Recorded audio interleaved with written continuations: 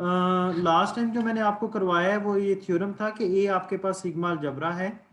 तो हमने क्या करना है कि हमने ई एन एक सीक्वेंस ले लेनी है ए में, यानी कि कलेक्शन का नाम हमने ए रखा है और उसमें सीक्वेंस है ई एन, ये सेट्स हैं बेशुमार। तो कहते हैं हर ई एन के लिए एफ एन एग्जिस्ट करेंगे, हर ई एन के लिए आपके पास एफ एन एग्जिस्ट करेंगे और इनका रिलेशन क्या होगा कि एफ एन कंटेंट करेगा ई एन में। ये पहला बात आपने प्रूव करनी है और दूसरी ये बात आपने प्रूव करनी है कि इनकी इंटरसेक्शन भी क्या होगी, जो एफ एन आप तलाश करेंगे, जो सर्च करेंगे, उनकी इंटरसेक्शन भी एम्प्टी होगी। तीसरी बात कि एफ एन और ई एन का फाइनाइट यूनियन ले लें तो वो दोनों इक्वल होंगे, और फिर आर्बिट्रेरी यूनियन ले लें यानी कि इनफाइनाइट यूनियन ले लें तो तब भी ई आई की जो यूनियन बनेगी और जो एफ आई की यूनियन बनेगी, आई फ्रॉम वन से इन्फिनिटी, ये सारी क्या होंगी, आपस में इक्वल होंगी। तो ये लास्ट मेरा आर्टिकल था कल, जो मैंने आपसे कहा था कि आप कंप्लीट कर लीजिएगा। तो इसमें फर्दर ये देखें कि हमने क्या किया कि हमने एफ एन फाइंड करने हैं। एफ एन हम क्या करते हैं, फाइंड करने हैं। हमारे पास गिवन क्या है, हमारे पास गिवन है ई वन, ई वन गिवन है, उसके बाद क्या गिवन है हमारे पास ई टू, और क्या गिवन है ई थ्री, ये हमारे पास गिवन है, एंड सो ऑन। ये बेशुमार सेट्स हमारे पास गिवन है। मैं कहता हूं अब एफ एन फाइंड करना है मैंने, मैं कहता हूं जो हमारा एफ वन है वो एक्चुअली ई वन के इक्वल है। एफ वन जो है वो मैं क्या कहता हूँ, ई वन के इक्वल है। और दूसरा एफ टू मैंने बनाना है, हमारे पास ई गिवन है, हमारे पास क्या गिवन है, ई। अब मैंने एफ वन क्या कह दिया, ई वन के इक्वल है। एफ टू को मैं क्या कहता हूँ, एफ टू को मैं कहता हूँ ये जो एफ टू बनेगा मेरे पास, वो किसके इक्वल आएगा, मैं कहता हूं वो मेरे पास ई टू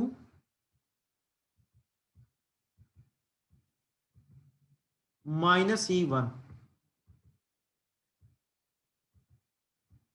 ई टू में से ई वन निकाल दें तो इस सेट में एलिमेंट किसके होंगे, आप बाय डेफिनेशन, ये जो सेट मैंने लिखा है ये वाला ई टू माइनस ई वन, तो बाय डेफिनेशन इसमें एलिमेंट किसके होंगे, जो आंसर आएगा वो ई टू के एलिमेंट होंगे।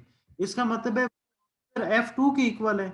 एफ टू में एलिमेंट किसके होंगे, एफ टू में ई टू के वो एलिमेंट होंगे बाय डेफिनेशन, फिर सुन लें, एफ टू में ई टू के वो एलिमेंट होंगे जो ई वन में मौजूद नहीं है। फिर सुने क्या कह रहा हूं, एफ टू में किसके एलिमेंट होंगे, ई टू के। एफ टू में ई टू के वो एलिमेंट होंगे जो ई वन में मौजूद नहीं है। तो इसका मतलब है एफ टू क्या होगा हमारे पास, what is F two, element किसके हैं इसमें, इसमें एलिमेंट है ई टू के। एफ टू जो हमारे पास सबसेट होगा वो किसका सबसेट बन जाएगा, ई टू का। यानी कि वो जो पहला सेट होता है ना, हमेशा जब डिफरेंस लेते हैं तो वो उसका क्या बनता है, उसके एलिमेंट आएंगे। ठीक है, तो पहले सेट जो पहले सेट का सबसेट होगा। तो इसी तरह एफ थ्री डिफाइन किया हमने, ई की मदद से ये एफ बना रहे हैं, हम सर्च कर रहे हैं। तो एफ थ्री किसके इक्वल होगा, ई थ्री, एफ थ्री किसके इक्वल होगा, ई थ्री माइनस, अब पहले वाले दोनों इसमें से माइनस कर दें, ई वन और ई टू का यूनियन लेके वो दोनों माइनस कर दें तो वो एफ थ्री बन जाएगा। ई थ्री में से ये दोनों के यूनियन माइनस कर दें तो एफ थ्री बन जाएगा। इसका मतलब है एफ थ्री में एलिमेंट किसके होंगे, वो ई थ्री के एलिमेंट होंगे। ठीक है, इसी तरह एफ फोर कैसे बनेगा, ई फोर माइनस उसमें से जितने भी ई पहले वाले हैं वो माइनस कर दें, एंड सो ऑन। अब ये देखें हमने एफ फोर बनाया है तो कितने ई माइनस हुए, फोर से एक कम, यानी कि तीन ई माइनस हुए और चौथा ई यहाँ पे आ गया। इसी तरह एफ एन बनाएंगे तो वो क्या बनेगा, वो बनेगा E N minus E one union E two union, जितने भी ई एन से पहले हैं वो सारे यूनियन माइनस करते हैं। अब बाई डेफिनेशन क्या होगा, एफ थ्री जो होगा, ये लिख लीजिएगा साथ, एफ थ्री क्या होगा, ये सबसेट होगा ई थ्री का, क्योंकि इसमें एलिमेंट किसके होंगे, ई थ्री के वो एलिमेंट जो इस यूनियन में मौजूद नहीं है। और इसी तरह एफ एन किसके इक्वल होगा, ई एन, तो इसका मतलब ई एन माइनस समथिंग, तो इसका मतलब है एफ एन में एलिमेंट किसके होंगे, ई एन के होंगे। तो हमने इसका मतलब है तमाम एफ जो है वो क्या है कि वो ई के क्या है, सबसेट है for all N belongs to N. तो हमने वो एफ फाइंड कर लिए। हमारे पास गिवन क्या था, ई गिवन थे, ई की फॉर्म में सीक्वेंस गिवन थी, तो मैंने एफ वाली खुद बना ली और वो वो सीक्वेंस है जो ई एन में क्या करती हैं, कंटेन करती हैं। ये तो होगी पहली बात। दूसरी बात हमने क्या प्रूव करनी है कि ये इस तरह समझ लें कि ये पार्टीशन डिफाइन करते हैं जो एफ एन है ना, ठीक है। पार्टीशन का मतलब क्या है कि इनकी इंटरसेक्शन क्या होगी, एम्प्टी, और यूनियन लेंगे तो होल स्पेस बनेगी, ये आगे जाके आ जाएगा, ठीक है। मैंने आपको कहा इस तरह ले लें, जरूरी नहीं कि ये वही हो, लेकिन इससे मिलता जुलता ही कंसेप्ट है। हमने ये शो करना है कि F N intersection F M हमेशा क्या आएगा, एम्प्टी आएगा, ये डिसजॉइंट होंगे, जबकि एम और एन आपस में इक्वल है नहीं है। अब अगर एन और एन आपस में इक्वल नहीं है तो ये नंबर होंगे हमारे पास एन और एम, तो इसका मतलब है एक छोटा होगा और एक क्या होगा, बड़ा होगा। तो मैं कहता हूँ कि एन एम हमारे पास बड़ा है और एन हमारे पास छोटा है, एन छोटा है और एम बड़ा है। और हमने सपोज क्या करना है कि इनकी इंटरसेक्शन क्या है, एम्प्टी है। तो मैं कहता हूँ कि हम ये सपोज कर लेते हैं कि इनकी इंटरसेक्शन क्या है, नॉन एम्प्टी है। F N intersection F M क्या आएगा, नॉन एम्प्टी। इसका मतलब है एक्स इसमें कोई मौजूद होगा, एक एलिमेंट एक्स इनकी इंटरसेक्शन में मौजूद होगा। मैंने प्रूव करना है एम्प्टी है, मैंने सपोज कर लिया ये क्या है, नॉन एम्प्टी है। तो देन देयर एग्जिस्ट एटलीस्ट एक एलिमेंट होगा जो दोनों में होगा। Say that an element X such that X क्या है, इनकी इंटरसेक्शन में मौजूद है, X belongs to F N intersection F M. Intersection में है तो मतलब क्या है कि वो एक्स एफ एन में भी है, और क्या मतलब है, वो एफ एम में भी है, अब दोनों में है, ठीक है। अब एम बड़ा है, ये ज़हन में रखिएगा, एम बड़ा है, किससे बड़ा है, एन से, ठीक है। तो अगर एक्स एफ एम में है, अगर एक्स एफ एम में है तो एफ एम हो बनेगा कैसे, एफ एम कैसे बना था, हमने कैसे बनाया था, ई एम, ई एम में से माइनस कर दें जितने भी ई उससे पहले हैं, तो उससे पहले ई कौन से हैं, मसलन E one E two E three up to E M minus one, ये हमारे पास है। अब ये देखो एफ एन कहाँ पे होगा, एन क्या है, एन भी तो एम से छोटा है, एन छोटा है एम बड़ा है, तो इसका मतलब है जितने छोटे हैं वो सारे यहाँ पे मौजूद हैं, जितने छोटे हैं वो सारे, एम से जितने भी छोटे हैं वो सारे यहाँ पे क्या हैं, मौजूद हैं। E one union E two union E three, इसमें कहीं पे आपके पास ई एन भी पड़ा होगा, हमारे पास कहीं पे ई एन भी क्या होगा, पड़ा होगा, क्योंकि वो भी एम से छोटा है। तो इसका मतलब है, इसका क्या मतलब है, इसका मतलब है एक्स किस में मौजूद है, एक्स मौजूद है ई एम में, क्योंकि ई एम के एलिमेंट वो एलिमेंट है जो इनमें मौजूद, जो इनमें नहीं होगा। तो इसका मतलब एक्स ई एम में है, तो मतलब क्या है, मतलब क्या है कि एक्स ई एम में है, लेकिन इन ये जो साथ वाला पोर्शन है जो माइनस हो रहा है, इसमें एक्स मौजूद इनके यूनियन में मौजूद नहीं है, तो विच इज कंट्राडिक्शन।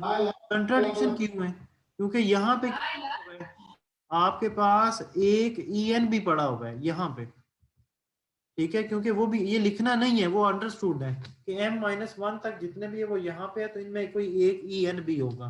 तो इसका मतलब है x जो है वो ई एम में है, लेकिन इनके यूनियन में मौजूद है नहीं है, यूनियन में ई एन भी नहीं, ई एन भी है, तो ई एन में नहीं है, मतलब ये है कि ई एन में नहीं है, तो इसका मतलब क्या है कि x एफ एन एन में नहीं है। एफ एन का क्या मतलब है, देखो अगर एफ एन की बात करूंगा, बल्कि ये पीछे हुआ पेज पे, ये देखो मैंने क्या कहा है कि एक्स एन, एक्स किस में है, अगर एक्स ले लेता हूं मैं, किस में ले लेता हूं, एक्स बिलोंग करता है एफ एन में, तो इसका मतलब क्या है, मतलब ये एंड पे दिखा रहा हूं ना, ये मतलब ये एक्स अगर एफ एन में है तो इसका मतलब है वो ई एन में मौजूद है, क्योंकि एफ एन में होने का मतलब ये है कि वो ई एन में मौजूद है, लेकिन इनके यूनियन में मौजूद नहीं है, तो एक्स किस में मौजूद हो जाएगा, ऑटोमेटिकली ई एन में मौजूद हो जाएगा।